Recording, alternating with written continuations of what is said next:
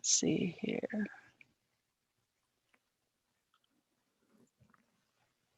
There we go. Welcome everyone to our May 3rd Learning Acceleration Collaborative. Today we are honored to have Dr. Kari Monsees, who's going to speak to us about summer funding, and Dr. Dorian Dow and Michael Pragman, are going to talk to us about some summer opportunities from a workshop that they attended last week, I think it was.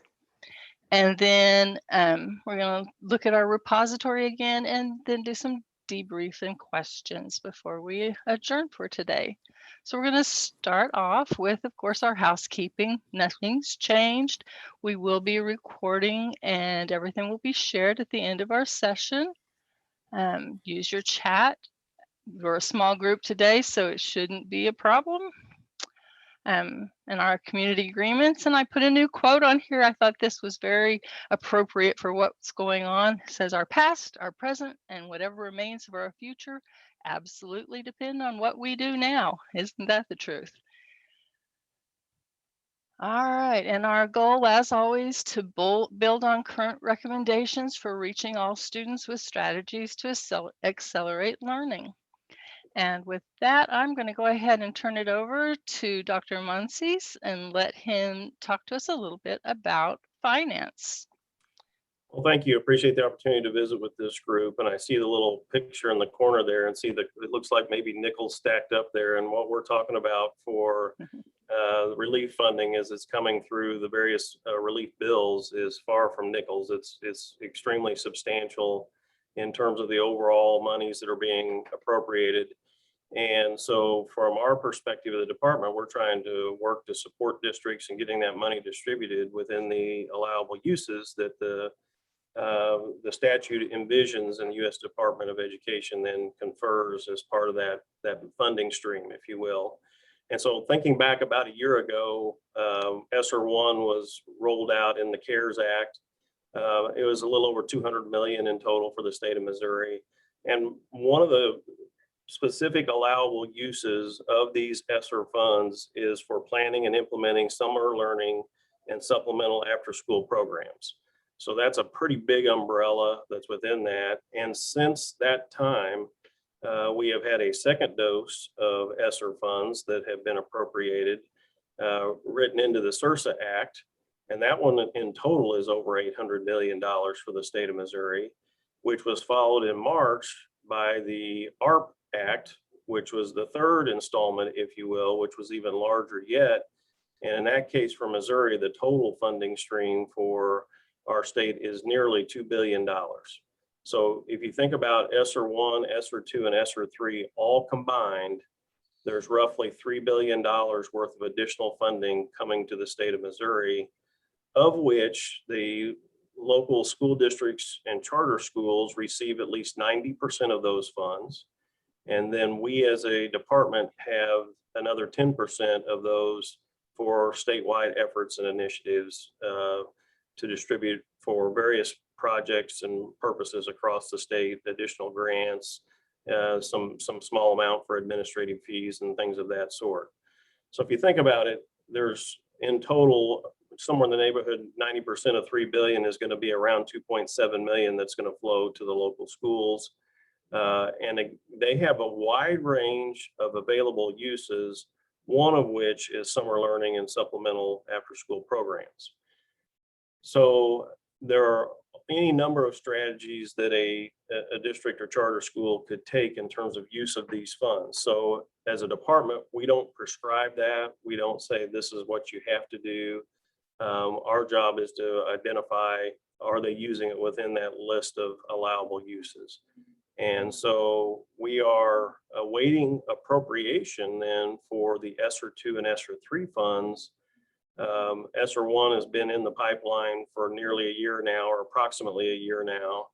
In fact, I think it's a year as of tomorrow that we've made our first ESSER allocations to schools. And they've used them for a variety of reasons and different uses. And now at this point, we've opened our application for ESSER 2 funds, even though those funds have not been appropriated by the legislature yet. But we expect that process to finish up this week. And then once the governor signs the appropriation bill, ESSER 2 funds should be available in the very near future. What's important to note with all these funds is that any of them can be used retroactively back to last March at the onset of the pandemic. So even though we don't have appropriation authority for ESSER 2 or ESSER 3 dollars, if a district or charter school is incurring expenses related to those that would be allowable uses, then in fact, that would be something they can go back and claim once that funding stream is available. Now, one caveat that is in the third installment or the ESSER 3 under the ARP Act is that for a local school, they are to commit at least 20% of their ESSER 3 dollars to what is described in the statute as learning loss activities.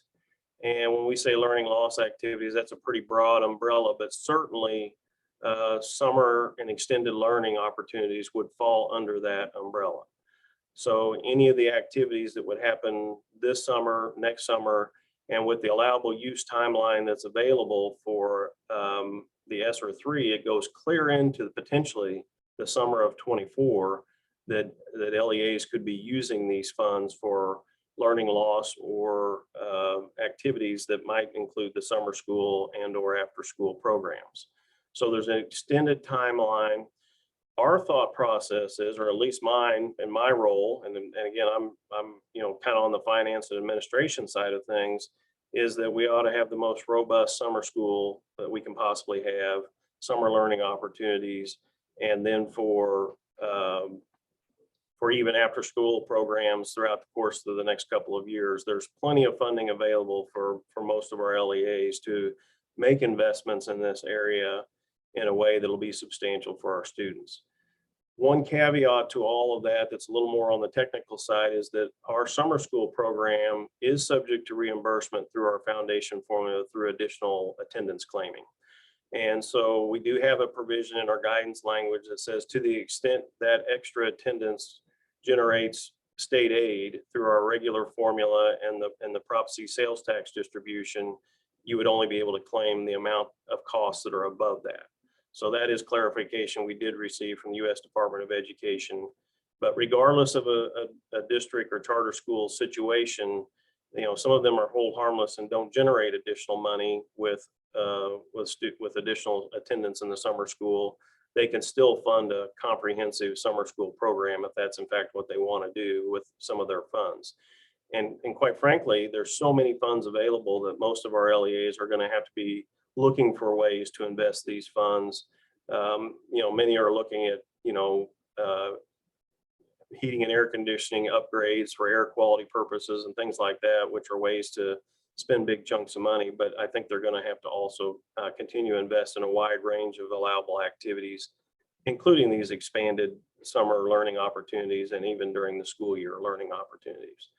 So that's kind of the high level view. I might pause and see what kind of specific questions this group might have, because I will have to sign off here at the end of my presentation to jump on another one. So.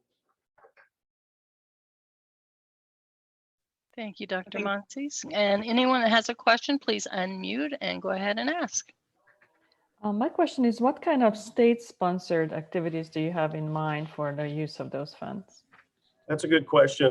We within ESSER 3, the ARP Act, we do have to designate a percentage of our funds for learning loss activities, which U.S. Department of Education is referencing more of a loss of instructional time activities, if you will.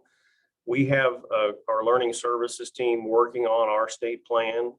As part of this process, we are going to have to provide to the U.S. Department of Education what our state plan for the use of those funds are. And so that is being developed as we speak. And again, it probably, there may be a few things that happen for this summer, but it's really going to be more of a 3-year view of how we're going to put those funds to use. And so I don't necessarily have a lot of detail on that right now. It's not in my realm to do the planning side of that. I'm more on the administration side. So as soon as our learning services team has a plan put together, we will get it out there for public if you will, moving forward. I think our target is June 7th to have that plan together.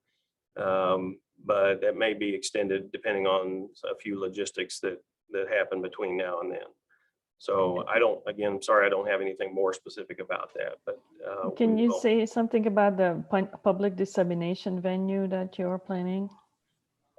So the idea would be that we are to gather input from a variety of stakeholders, and so we will reach out to any number of groups, and including this group. I'm not sure when the next time this group meets, but once we have a little more information, or in the meantime, if you have specific thoughts, feel free to send those to me now or any time in the near future, and I will make sure they are included in the deliberation process with that.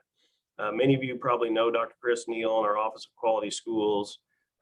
We are basically at this point repurposing Dr. Neal to really help with putting our state plan together.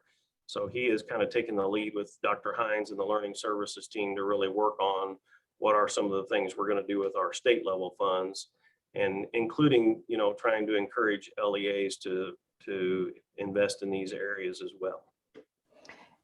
Are you expecting to spend any of those funds on Title I-C students, or like a specifically titled students?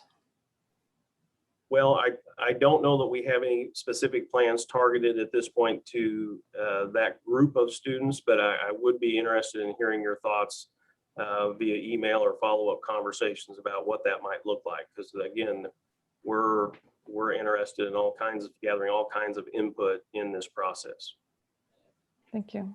And Andrea, I think that might dovetail with the next portion that Michael and Shanika and I are going to share, the convening with the National Summer Learning and Enrichment Collaborative. I believe that was to kind of kickstart the plan to start developing that state plan. So this is absolutely the perfect time to have that conversation. So in the next portion, you might have a few more things triggered that you want to make sure you get down on the notes. Okay, thank you. Yes, and make sure and put any questions or thoughts in our note taker, and I will be sharing those with my superiors so that they have the information. Question on the timeline for the funds. I know that you said like the state is planning for possibly 3 years of work. So with the LEAs who are bringing in tutors, extra, possibly extra staff and not just a program, what does that look like? So is it 3 years, or is it on, or is it just until it runs out? What does that look like? So the districts have a lot of discretion in the timing of that. What we have provided are end dates for those funds. And so ESSER 1 is allowable for reimbursement clear through September of 22. ESSER 2 is a year beyond that, September of 23. And then ESSER 3 goes clear into September of 24. And if you read any of the guidance or language, you'll see that the timeline is a year earlier than that, but there's a tidings amendment on these funds that applies to several federal funding programs that allow an additional year for use of the funds. So that's why we're saying ESSER, 3 years would get us into the fall, September of 24. And a district or charter school could push all that up to the front. They could spread it evenly over 3 years. There's a lot of flexibility for them in this process to identify how they want to allocate those funds. And it could be that learning loss takes the priority in year 1, but HVAC improvements takes the priority in year 2 or year 3 with their plan.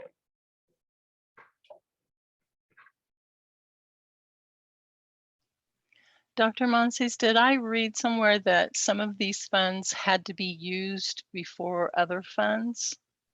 Within our guidance, we have asked that districts use the ESSER $1 first.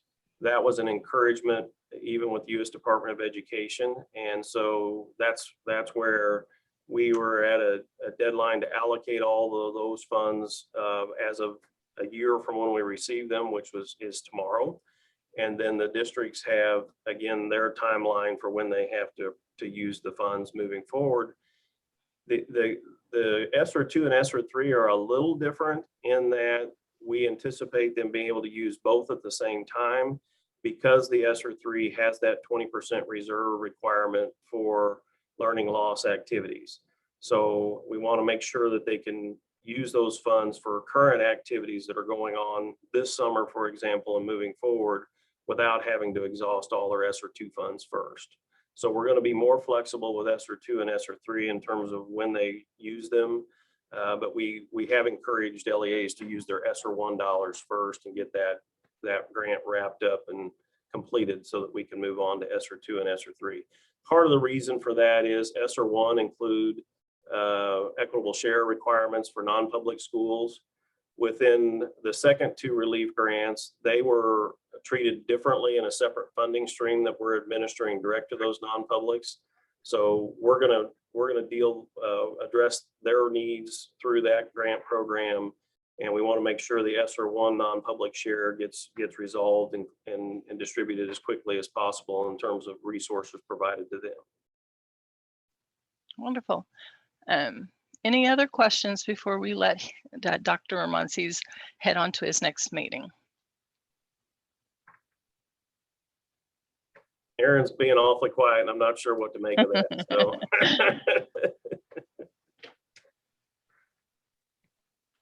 I was taking notes, Kari. Okay, that's good. Always a student. That's good stuff. Well, I hope that was helpful. Appreciate your continuing effort to continue these discussions and hopefully help everyone identify what some of those best practices are moving forward for these funds. Thank you very much for speaking with us. We appreciate it. You have a good rest of your day. All right, thanks everybody. Bye-bye. All right, so we will continue on with, whoops, my screen's going crazy. Dr. Dorian Dow and Dr. Michael Pragman. They're going to, and I believe Shanika Harris is also going to share with us along with them. So I'll let you guys take it away. All right, we didn't work out a song and dance. We don't know. We did not. I will do a real quick just on that part because I do all the closed caption. One thing I will say, Cami, I bet the 3 of us could probably say this, from what you all started back at an 8 o'clock meeting way back in March last year in April, when we were sitting there going, what are we doing? Missouri and your planning really made this seem, oh my gosh, we're already doing this. And it was because of a lot of the initiative that you started back a year and a half, 14 months ago with this. And it made me proud to hear with something from Malibu. I was sitting on one of the trauma ones and said, oh my gosh, we've already talked about this and we put this in. So the plus is what we just heard from Dr. Monsees is that there is so much that is generated already at the DESE level for us. It's just now, how do we get it implemented from this piece? So a big shout out to you. I felt really proud to represent Missouri as we sat in on all these 2 days as piece. So with that said, I will let my 2 people go first and I'll add anything at the end because. Thank you. Well, Michael, I was thinking the same thing. So like, this is a document and in here we're listed. Like it's listed in this, it's the Council for Chief State Schools Officer State Plans for Accelerating Student Learning, a preliminary analysis. It came out April 21st and the Missouri Task Force is in there. So that was pretty cool to see because I agree with you. There was a lot of work that I felt like we've done, and are already done and we're able to share and comment and contribute when other members had questions or needed to make connections, which I think was a big theme for the 2-day opening. So Shanika, I don't know if you knew you would be sharing out today. So and that's totally cool. So I had highlighted some notes. So Deb Yunke was also on there and put together a phenomenal note catcher of her own. And so I went through and picked some of those that I thought I might share. But for the both of you, please hop in at any time and share your breakout session that you attended or your perspective or your ideas. And then I also just tried to pare it down because as Andrea was kind of asking, like what are the next steps? Like what are the guidance? And so in order to even have access to that fund, those funds, states have to have a plan. So very much like we had to have kind of a reentry plan back with the original task force and kind of how are we going to guide our state? We have to submit a plan. And this was kind of the kickoff to that brainstorming. Now, I'm not really sure where it's going to go next, but I can share with you what we did in a 2 afternoons with the Secretary of Education, which was super cool. I know, right? I totally nerded out. I went home to my husband. Yeah, I'm like, I "You're did not too. gonna believe." Yeah, so I totally nerded out with him. I'm so excited to have been able to sit in on that. But in the note catcher, just in case you want to follow along, I put in a couple links right under our names there. The first one is the Comprehensive Center network website, and they were kind of the organization that I think brought all the speakers in, after Miguel Cardona came in and said good morning. He had other things to do. And so then the team kind of took over from there, and they brought in a variety of breakout speakers and community organizations, state leaders, governors. I mean, there were quite a few people on there. So if you go to that website, you can view any of the recordings from these sessions, which was super helpful because then I didn't have to take such great notes. But then when Deb came back and was like, want to add your notes? I was like, I didn't take any. So, but they are on there. They're all recorded and everything, which was really helpful. And then resources that were shared there too. I also attached the agenda from those 2 days in case there's a topic that sparks your interest. You can pick which sessions recording you might be interested in watching. And then I also linked on there just a folder of really helpful guides. Like this was my weekend of reading because I was so excited and inspired by what we heard about.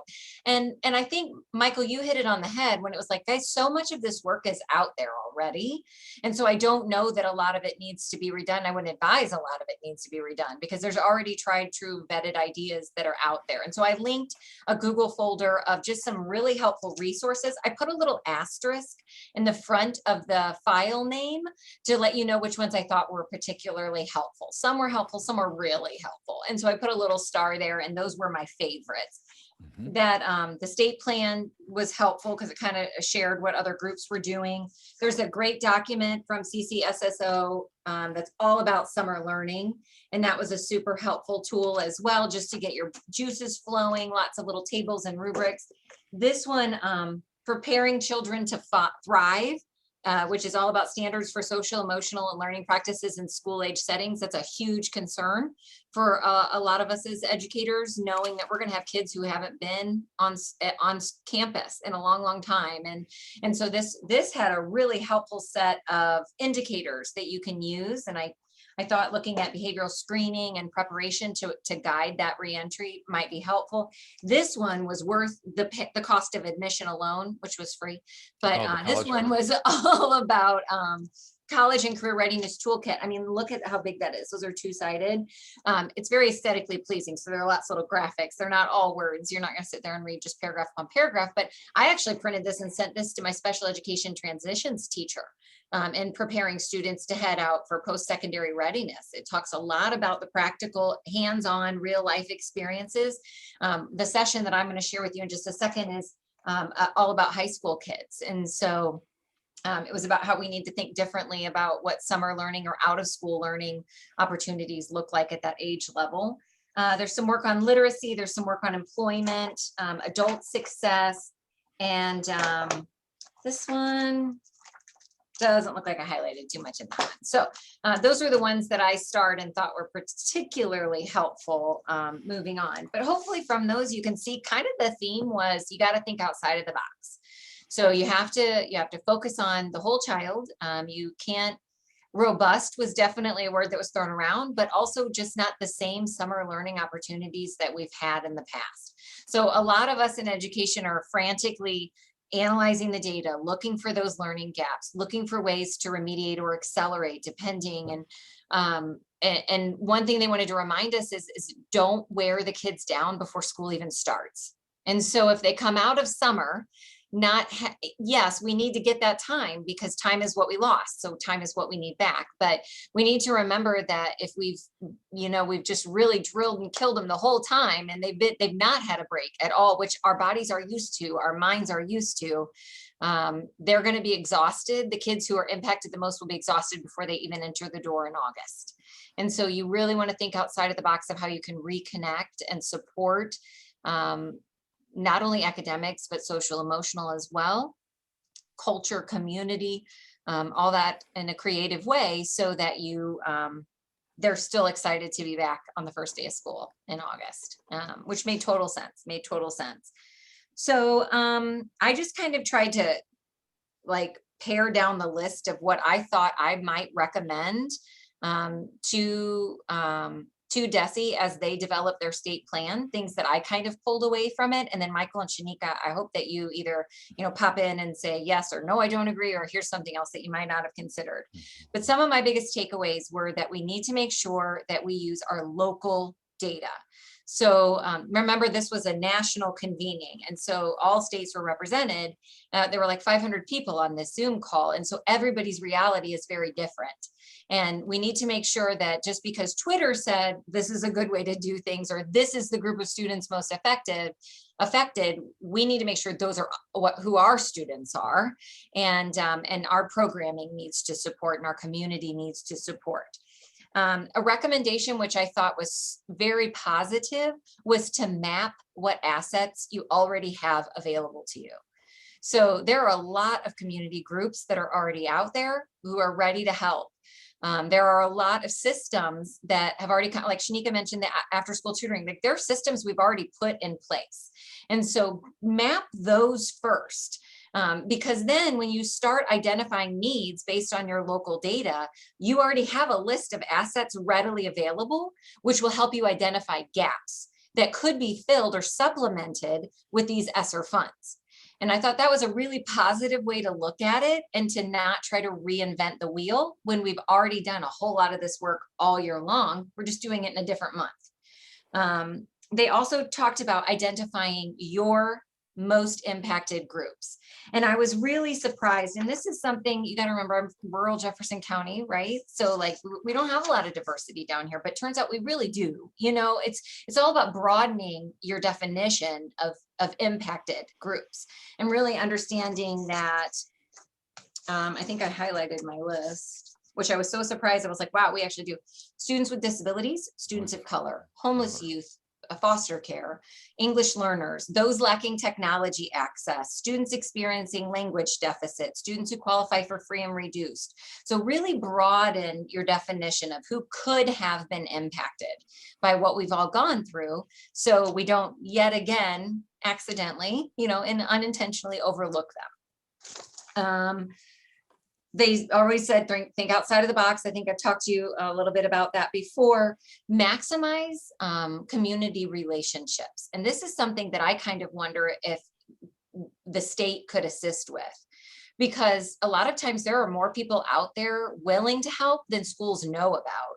And so one of the things that we've done recently in our community was just put together a database, a list that could be handed out to families that our intervention specialists could take to families in need. And so I almost wonder if there's a way that we could provide a state tool, like these are good in your region. These are good statewide. This is a statewide program. This is a grant program.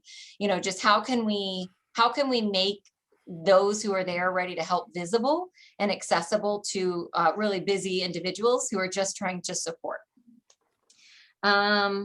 Plan for multi-year programming. That was another big theme. So Dr. Monsees mentioned that, like these have end dates, but is there a way that you can be clever or creative in meeting that deadline, but then also, then reallocating funds that aren't time bound? Like how can you be really creative about that? There was a webinar on the CCN webpage that talked about blending and braiding funding streams. So Andrea, kind of your question about Title I-C. So how can you, to avoid duplicating supports and to maximize the supports, and those of us who have worked with federal programs know all about coordinating services, right? So how can you make sure that students who typically receive multiple services to begin with are not having fragmented services or duplicated services, which could more efficiently allow you to maximize your funding streams, which I thought that was very smart. That requires collaboration and time and knowing about these funding streams, so you can think about how to be very creative and clever with that within their parameters. But it's really just to avoid paying twice for the same service and making the kids sit for the same service twice, when we could do it effectively if we collaborated or partnered. And then a big theme, which I know will be a big part of our discussion, is multi-tiered systems of support. That's a big part of MSIP 6. It's its own little, indicator there. And so they talked a lot about how can you use these resources, this time, this focus to articulate your school's multi-tiered system of support, and then make sure that you're using these funding streams or this new way of thinking or this new way of approaching school to shore that system up and to ensure that kids are moving efficiently through those tiers. I've rambled a whole lot, but I think I tried to pare it down while he was talking. I was like, I got 12 pages of notes here. You did incredibly well. Well, good. Okay, good. I was like, oh my gosh, I could go on for a while. I've been checking off. I had 20 Okay, bullet good. points, and you have 18 that I covered on all that. So Okay. amazingly well. I knew you could do that. I knew you would do that. Not at all. The one thing they actually went through too, just to piggyback off Dr. Dowell's piece, that this is amazing with this, is if there's anything, and I hope everybody from our group is able to, when they see this recording, is there so much flexibility that districts could use within this component, which I like from a brain research standpoint. It doesn't have to be just to the brick and mortar. And that's what I heard time and time again. The college and career was one that I'm going to recheck that you checked, but that one really piqued my interest because we don't want to get kids so much of the sit and get, and that was emphasized in the multiple modalities of these 2 days workshop, is that you could use your boys and girls clubs, you could use the tutoring, you could use sensitive trauma pieces, you could use outside agencies that have a reputable piece with that, and to get outside of the traditional walls so the kids aren't so traditional focused on those components with that.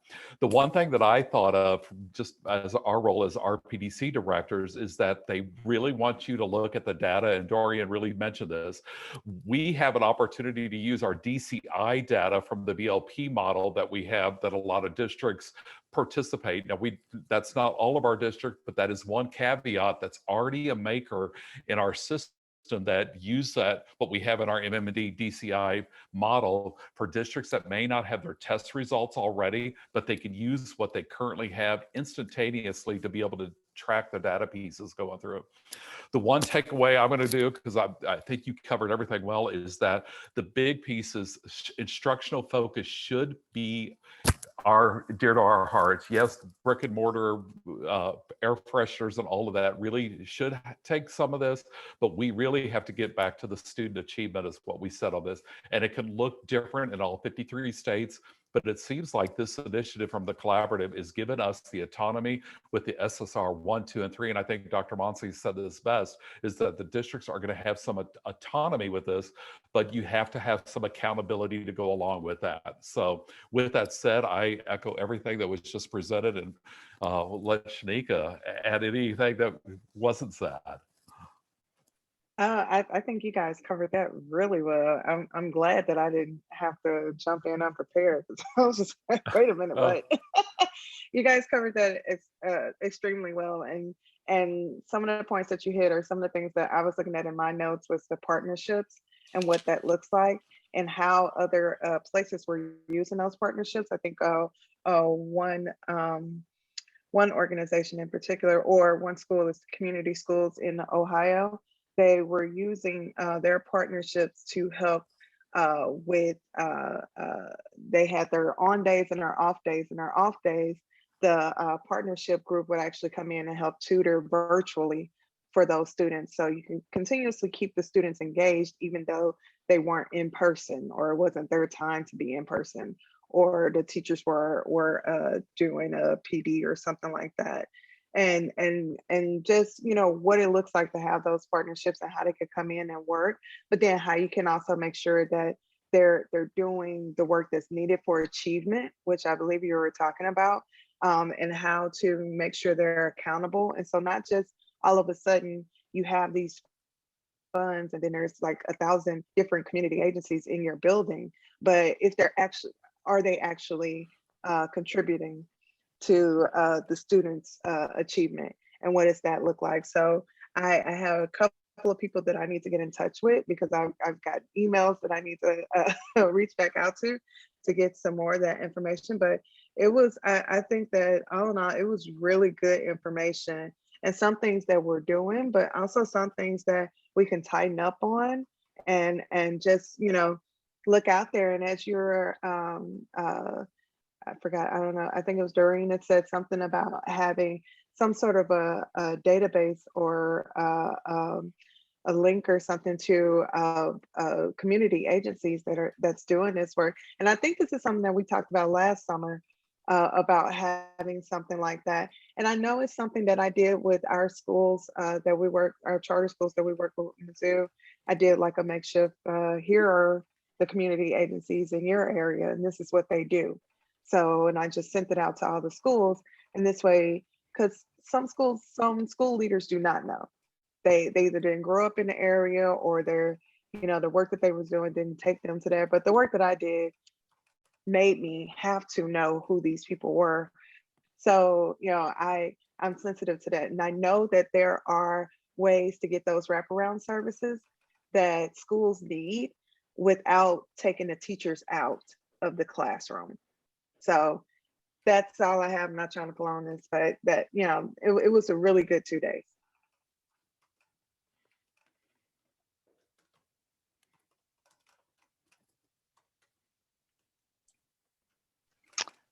Does anyone have questions for Shanika or Dorian or Michael?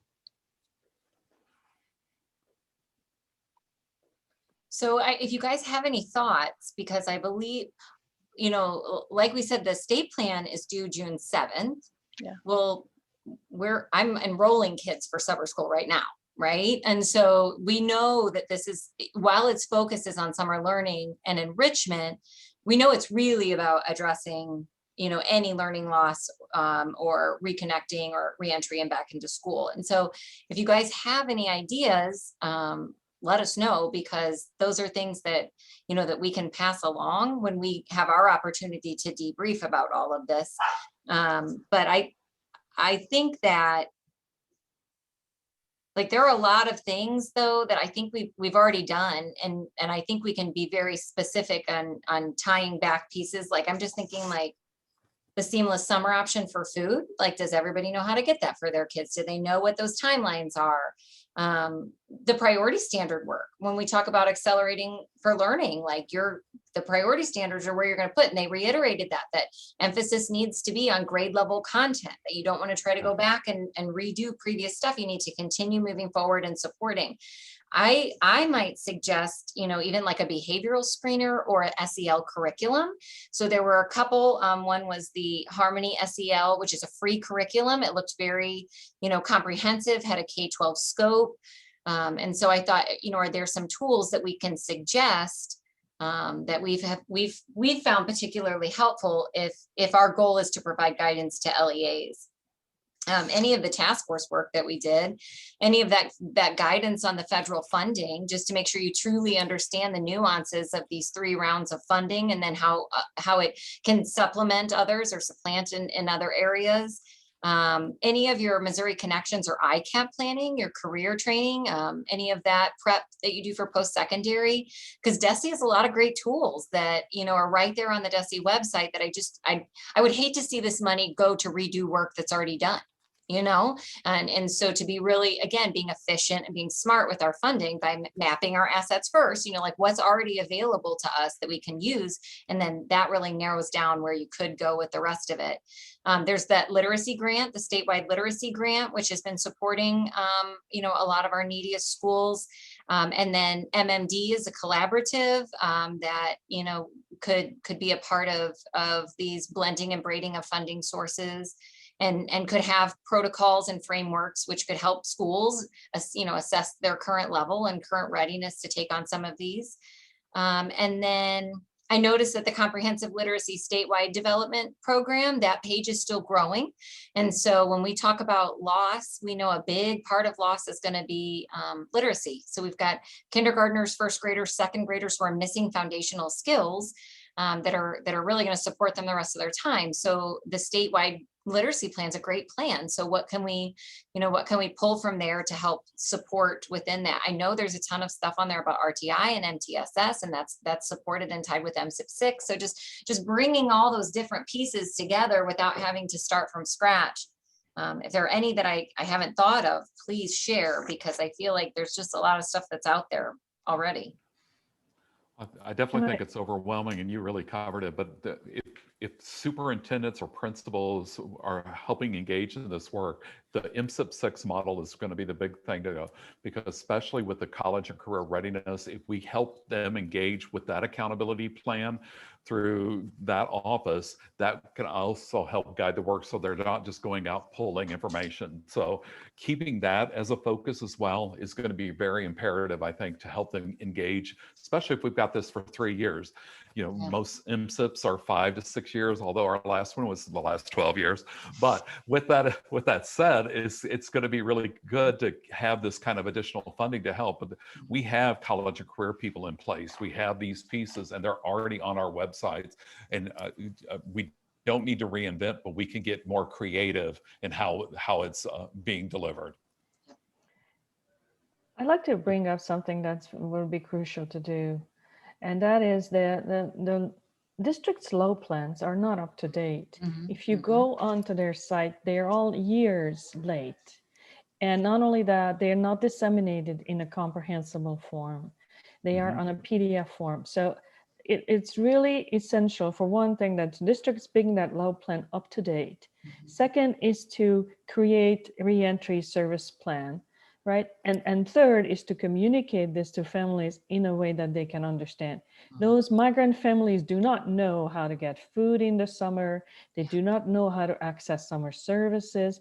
They don't know any reentry protocols. They don't know where to go for mental health, for employment assistance, those kinds of things. So I think, for one thing, we should really use these funds to give them expertise to redo their load plans, translate those load plans, to create reentry plans, and to communicate these to families, to create informational dissemination seminars or connections with families in their home languages, so they know where to get assistance for reentry and for everyday living, you know? Yeah, that's great. I've added that. Thank you. That's awesome. That's all I have, Cami. Yeah. It's really, you know, we just went through 2 brief days, and I kind of did the same thing this weekend, just read through a lot of that, and I came to work today so I could print it off, which I like hard copies. I love hard copies, but we're supposed to be getting back together, and it's going to be, I guess, aggressive as they go forward, as we learn more. It was definitely introduction. So, but again, I'm going to reiterate, going full circle 180. We are on the right track with what you instigated at the very beginning in March and April last year. I feel really good about being in Missouri, listening to others that, and if we just take charge and take the leadership role on this, I think we're going to be able to be one of the stellar states that are going to lead the initiative for kids. Good deal. Well, that kind of leads into this next part. What you were talking about as far as agencies and people that we could recommend, maybe we could put a page in our repository of the regions and have each region list resources and contacts. So it got me thinking, how could we get that together? And that way it would be controlled by our districts, and you could share exactly what you need and what you think would be best for the people in your region. So I'll work on putting a page together for that, and we can all contribute to that. And I wanted to make sure and remind you that this is open. I'm going to go ahead and put all of these links that you shared into that, as far as maybe a summer learning page that we can all have access to. But just wanted to remind you that's there, and we can keep contributing to it. And I'm going to see about getting a link to this put on our learning acceleration page on the DESE website, so people can find it more readily and make it forward facing to the public rather than just our group from this point on, if that's okay with you guys. I'm asking for your permission. Yeah, and they said anything, my interpretation is it's fair game for everybody. The Boys and Girls Club, the Rotary clubs that do summer camps, they all could have a part in this. And what Andrea just said, how do we get this so it's interpreted in different languages? I think that's a really good aspect that we need to consider. I have a question, and I'm sorry. I hope the questions follow what we're discussing. But this summer, is DESE offering those summer training they usually Yes. have? And it's going to be in person? And no, they're going to be virtual again. But you can go to the curriculum main page, and there's a calendar, and that's how you enroll in them from this point on. And they're all listed there as well. So they'll be available. I wanted to know, because I think I sent a question before, but very earlier, to see if there's a possibility to include also world languages in some of the training, especially because we are also talking a lot about social emotional, building community in the world language classroom. And I believe teachers will benefit of those type of conversations now that we're focusing also in academics, I agree. but we need that social emotional piece there. Okay. So it was just a comment in relation to that. And I think from our last meeting when we had our counselors who spoke with us for a healthy child, all of those links are kind of addressing what Dorian was talking about as well. We have a lot of programs in place and things that are available, but we need to get that information out so that people know that it's there on our website and there are things that are available to anyone. So just getting the word out is kind of where we're at. And I think too, it's there, but maybe you didn't need them. Now you're ready for them. Right. Or you're ready to repurpose them for a new context or a new challenge. And so I don't think there's anything wrong with just sending it out again, keep sending it out, so if we have yet another venue to tie some pieces together, that's helpful. Very good. Yes. I have one other, is there a little time for one other question? Go ahead. So because we're looking at the whole child approach, and I recently read an article by a Harvard family program that's the difference between a child who is coming from poverty and a child who's coming from a well-resourced household is 6,000 hours of out-of-school learning, right? By the time they are in 6th grade. Then that means field trips with the family, summer programs. So we are talking about a $6,000 out of school learning deficit by the 6th grade. So couldn't we remediate this by making available to students scholarships to go to summer camps that all the other kids go? And then that's also like, instead of burning them out, just to make available to them a vouchers to attend some of these private camps? Those are some of the things we're discussing. So as Dr. Monsees was saying, we have some talks going through our department, and they elicited, suggestions from us of what, if we were planning this program, what would it look like? And that was part of what we came up with as well, Andrea, that we wanted to provide for people who normally can't do these things, those opportunities, and fund them ourselves.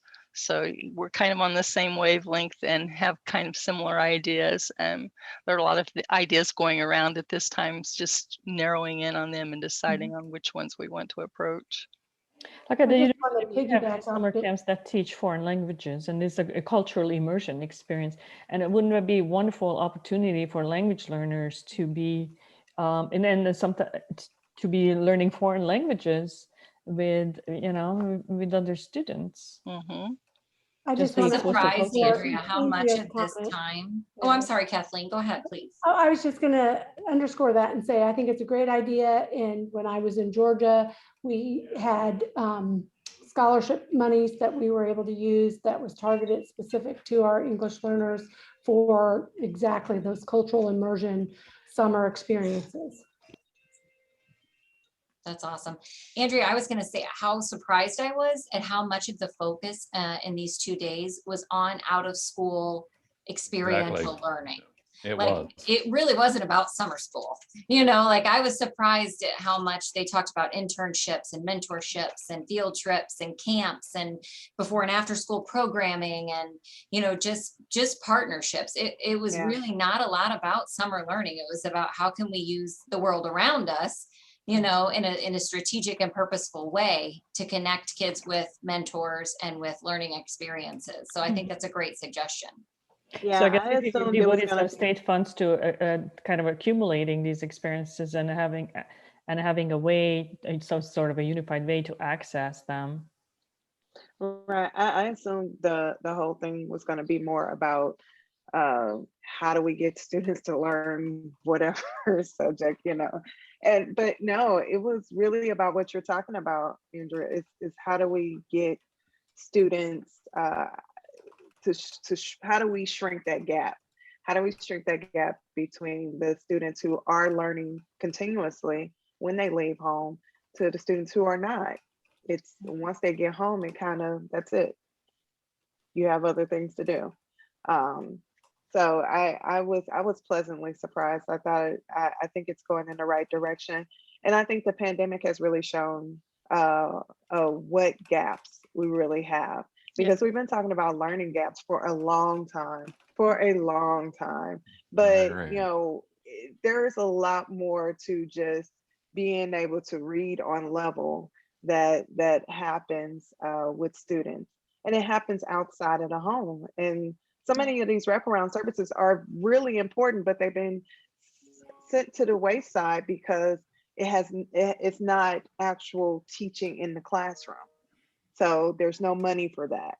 But there are plenty of partners that are doing a lot of this work, and we can use these funds to help generate that more, you know, generate those partnerships. But we got to look beyond that, because I don't want schools to get to 3 years down the line and then poof, everyone's gone. All the extra hard work is done. We have to think smarter Exactly. than just throwing funds at it. That's a great point, Shanique. And that's something that I think DESE could offer. And I think I'd put that on one of my lists, is like, what's allowable? Because I mean, even some things like attendance hours. So if you have an internship where you send a student out to a local business, but they might not be part of CCE or the COE program. And so can you count those attendance hours if they're not under the supervision of a certified teacher? So, you know, so like, you know, all these things where we can be very creative, like we can be creative. It's just how much of that is allowed, you know, and if you're okay taking the hit, you know, a little bit, because sometimes it costs you to do these things, but it's right for kids. And so we do it, you know, like how can you then supplement that, maybe using some of these other funds or things like that. So I think guidance like that is helpful, even though you're Right. not in the finance department. Curriculum people spend money too. And so it's like, how can we make sure that these pie in the sky dreams are supported by our systems? Yeah. Right. And I'm gonna sit back after this comment, because you struck a nerve right there. Another program I used to work with was getting internships for high school students. And so we worked really hard to make sure that there were quality internships, and this was funding through the state. So we got a grant to do it. And it was one of those things where, you know, we had all these parameters, you know, students have to be so far below, their families have to be below income, you know, all these things that, of course, this is the reason why they're doing so terrible in school right now. So they have to deal with all this list of criteria that you're making them have. But we got to the point where we were 3 years into this program, and the state asked us, well, where are you getting these students from? Are you scheming off the top? Are you getting you know, the students that are already doing well in school? Like, what are these students looking? I'm like, no. If we could choose the students to be in this program, I love my students, but we probably would not have chose them, because it takes that first time when you meet a student who is so used to people coming in and out of their lives that they're just like, whatever, you're just another person. It takes a lot to build up that trust, and for them to even want to work with you, because if they don't want to work with you, nothing's going to happen regardless. And these were high school students, so some of them already had kids. So it's just like, you're just another person. So these are programs that are out there. People are doing them, but they're not truly supported. They're not supported 100%. And working with those students in turn allowed us to work with the schools. So the counselors were happy for having us because we were doing home visits, and we were giving them notes every week telling them, well, this student didn't come to school that day because their child was sick and we had to help them get to the hospital. So now they'll be in school because we told them to check with us. Either they come to school or else they can't get this intern. So now they're coming. And so now it's now we're all working together. So we're working with the school, the student is working with us. We're helping the student get those other things that they need, like social security cards and licenses and all those things. And then they're getting a job where they can help support themselves during the summer. And actually, so it can work. It's out there, but it's just like, we need everyone to support these ideas. Like you were saying, if the state can help support this, then it could be even more readily available and keep students from dropping out. Because otherwise, why are they still there? I got a child at home that I need to take care of. I really don't need to be here. So I'm sorry, you just hit a nerve. It was so No, that's perfect. That's perfect, because look at all that time that you'd put in to form those partnerships and opportunities for students. And there's nothing worse than, and it's nobody's fault. Like, you gotta have a set of rules. Everybody's gotta have rules, right? Like, or it's the Wild West. But it doesn't feel good when what we might call bureaucracy might inhibit a student's flexibility and opportunities and, experiences. And sometimes it's just our lack of understanding. Sometimes those are very much things that we can do. We just need to know how to do it right within the rules. And so I agree with you. Like, the heart is there. It's just sometimes the money doesn't come along. And so how can we make sure that all of our little I's are dotted? Yeah. Well, I'm sorry about your program. That's very frustrating. It was a great program. It's still going on in another form, but it's one of those things where we know that if it was properly funded, that it could have helped a lot more students. And it's one of those things that, it didn't have to just be in St. Louis. Like, it could have been in the other counties. It could have spread across, because they keep saying rural and urban are so different. It's not. It's just we're in different locations. That's all it is. So We have more grass. That's really about it. Our kids are the same.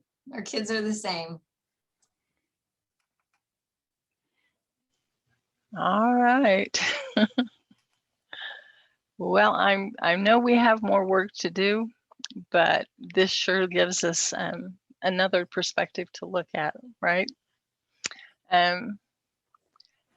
So the last thing on our agenda is kind of following along that guideline. Where do we go from here with this group?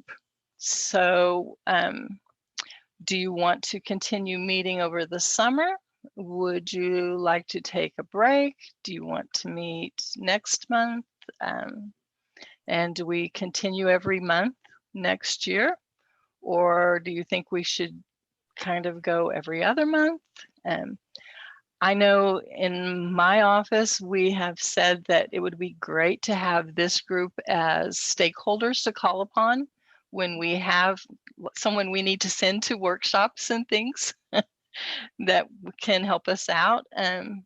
But I'd like to know what you would like our role as a collaborative to be moving forward. And if you want to keep the momentum going and keep going as we have, and I'm happy to keep facilitating. If everyone wishes to keep meeting, that's fine. But I want this to fit our needs and not be something we're just doing to be doing. That makes sense? So whatever your thoughts are, I'm happy to facilitate. I don't want to speak for just 11 people when there's like 80 on this group. Right. But, part of that is from my old philosophy, just to meet. That's where sometimes that doesn't get on board. But I think there's really some critical pieces that we may need to do from this collaborative work that we could share also once we kind of nail down a little bit of time frame. But, again, next fall, if things get back to what people are considering some normalcy with that, maybe change up some of the time frames on that. I know early schools, late schools, or just even quick 30-minute check-ins may be something to get more people engaged. You can drop in and out of a Zoom pretty quickly if we do virtual, but I think there is value in this. I think we have 3-year commitment that we can have. Again, I still see what I'm excited about is what I heard Monday and Tuesday, and I don't want to see that drop out. And it just values what you started and that this team has started last year. And sometimes I know if it doesn't fit our wheelhouse, we tend to forget it, but there's really momentum. So I'm not advocating for a monthly meeting, but maybe check-ins type of thing, if that makes sense. Yes. Well, and definitely, if you have thoughts on this, go ahead and put them in our note taker. Again, I'll check back into it and look back to it throughout the month and let that guide what we'll do from here on. And awesome. I really appreciate you guys taking the time to share with us. And these are some wonderful resources. And thank you for adding that to our note taker. And we will add those to our repository and keep adding to that and share that out as well. Thank you for all the work you do.